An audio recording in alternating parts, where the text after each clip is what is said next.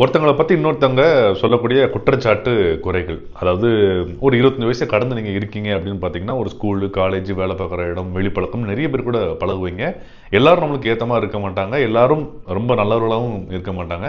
அப்படிங்கிறப்போ நம்மளுக்கு வந்து ஒரு சிலர் மேல அதிருப்தியாகி நம்ம ஃப்ரெண்டு கிட்ட வந்து நம்ம ஷேர் பண்ண தான் செய்வோம். கொஞ்சம் வெண்ட் அவுட் பண்ண தான் செய்வோம். இந்த மாரி பண்றான், பண்றது சரியில்ல அப்படின்னு சொல்லிட்டு. இது வந்து ஒரு இயல்பு தான். அந்த வகையில் நான் இப்போ ஒரு நபர் கூட பழகுறேன். அவங்க வந்து இந்த மாரி ஒருத்தங்க மேல இந்த மாரி சொன்னாங்க. அவன் பண்ணுறது சரியில்லை, அவன் பார்க்கறது, அவன் பண்ணுறது எதுவுமே நம்மளுக்கு ஈடுபடலை அப்படின்னு சொன்னாங்க. சரி, ஓகே, அவங்களுக்கு உங்களுக்கு செட் ஆகல போல அப்படின்னு நினைக்கிறேன். அதுக்கப்புறம் பார்த்தீங்கன்னா அவங்க பழகக்கூடிய, அவங்க போகக்கூடிய எல்லா நபர்கள் பற்றியும் என்கிட்ட வந்து அதே மாதிரி வன்மத்தை கொட்டிகிட்டு இருந்தாங்க. என்னடா இது அப்படின்னு சொல்லி பார்த்துருக்குமா தெரிஞ்சது, இது ஒரு பேசிக்காகவே இவங்க வந்து ஒரு வன்மவாதி அப்படின்னு சொல்லி. இந்த மாதிரி நபர்கள்ட்ட வந்து நம்ம ரொம்ப கேர்ஃபுல்லாக இருக்கணும் நண்பர்களே. ஏன் அப்படின்னு கேட்டிங்கன்னா, நம்மளை பற்றியும் கண்டிப்பாக இன்னொருத்தவங்ககிட்ட வந்து வத்தி வைக்க தான் இவங்க செய்வாங்க. இதை தான் வந்து பார்த்தீங்கன்னா சிவப்பு கொடி நட்பு வட்டாரத்தில் அப்படின்னு சொல்லி சொல்லுவாங்க. ரெட் ஃபிளாக் இன் ஃப்ரெண்ட்ஷிப் அப்படின்னு சொல்லலாம்.